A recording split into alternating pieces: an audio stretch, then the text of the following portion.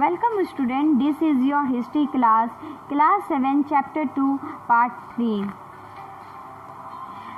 Sultan Mahmud was also interested in finding out more about the people he conquered and entrusted a scholar named Al-Barani to write an account of the subcontinent. This Arabic word known as the Kitabul Hind remains an important source for historians. He consulted Sanskrit scholars to prepare this account.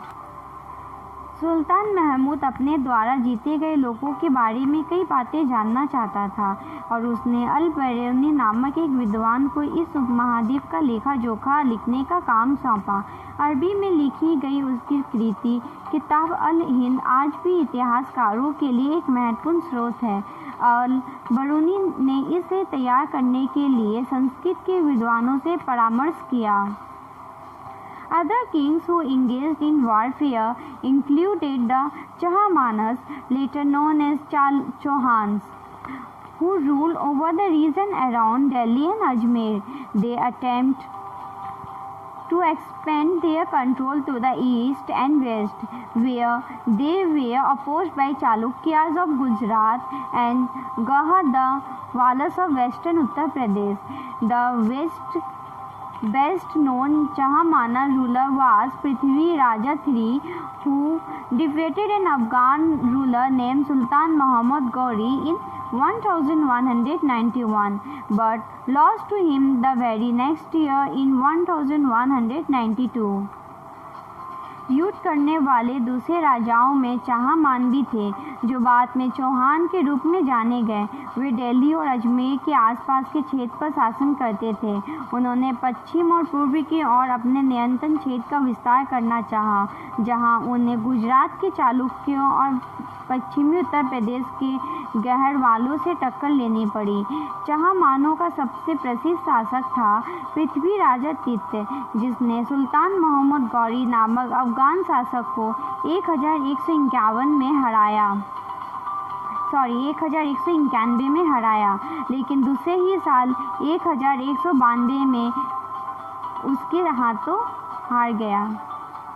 From Urayur to Tanjavur. How did the Cholas rise to power? Amira chiefly family known as Muttiyar held power in the Kaveri Delta. They were subordinate to the Pallava king of Kanchipuram. Vijayalaya, who belonged to the ancient chiefly family of the Cholas from Urayur, captured the delta from the Muttiyar in the middle of the 9th century. He built a town of Thanjavur and a temple for goddess Nishambha Shudhini there. उरियार से तंजूबुर तक चोल वंश सत्ता में कैसे आए? Kaveri delta में मुत्तिया नाम से प्रसिद्ध एक छोटे से मुखिया परिवार की सत्ता थी। वे कांचीपुरम के पल्लव राजाओं के महान थे।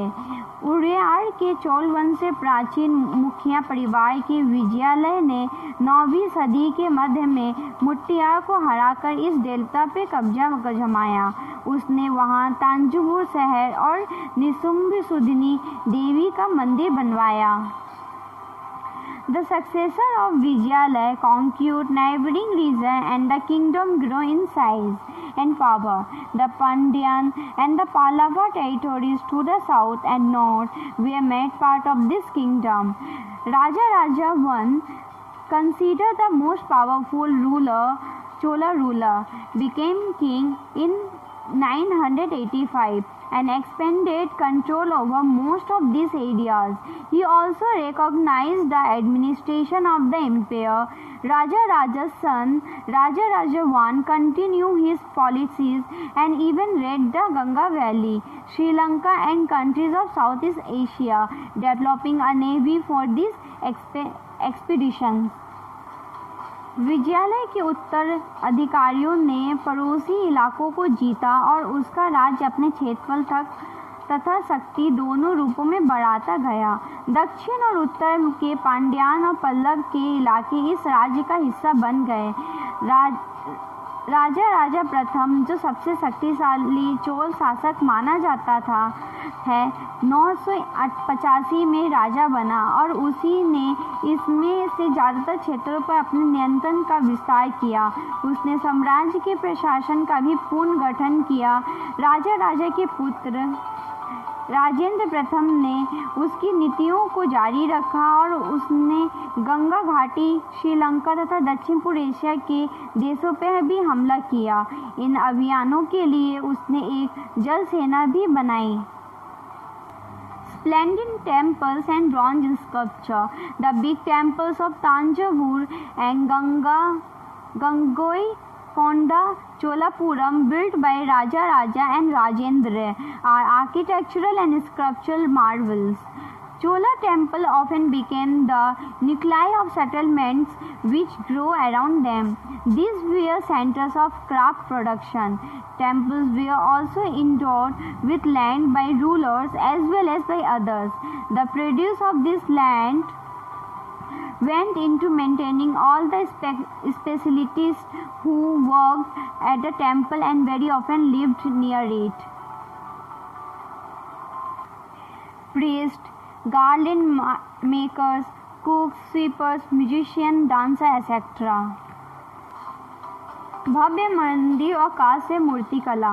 राजा राजा और राजेंद्र प्रथम द्वारा बनवाए गए तंजावुर और गंगाईकोंड चोलपुरम के बड़े मंदिर स्थापित और मूर्ति कला की दृष्टि से एक चमत्कार है। चोल मंदिर अक्सर अपने आसपास विकसित होने वाली बस्तियों के केंद्र बन गए। ये शिल्प उत्पादन के केंद्र थे। ये मंदिर शासकों और अन्य लोगों द्वारा दी गई भूमि से भी संपन्न हो गए थे। इस भूमि की उपज उन सारे विशेषज्ञों का निर्वाह करने में खर्च होती थी जो मंदिर के आसपास रहते और उसके लिए काम करते थे, जैसे पुरोहित, मालाकार, बावर्ची, मेहतर, संगीतकार, नाटक इत्यादि।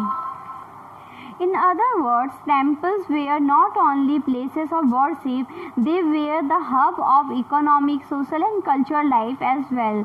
Amongst the craft associated with temples, the making of bronze image was the most distinctive. Chola bronze image are considered amongst the finest in the world, while most image were of deities, sometimes image were made of devotees as well. दूसरे शब्दों में, मंदिर से पूजा आराधना के स्थान नहीं थे, वे आर्थिक, सामाजिक और सांस्कृतिक जीवन के केंद्र भी थे। मंदिर के साथ जुड़े हुए शिल्पों में सबसे विशिष्ट था कांस्य प्रतिमाएं बनाने का काम। चोल कांस्य प्रतिमाएं संसार के सबसे उत्कृष्ट कांस्य प्रतिमाओं में गिनी जाती है।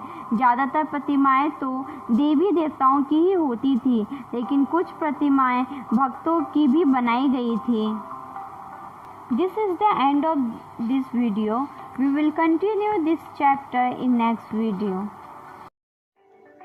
If you have any doubt, please let us know. We will try to clear your doubts in another video. अगर आपको कोई संदेह है तो कृपया करके हमें बताइए। हम अगले वीडियो में आपके संदेह को दूर करने का प्रयास करेंगे।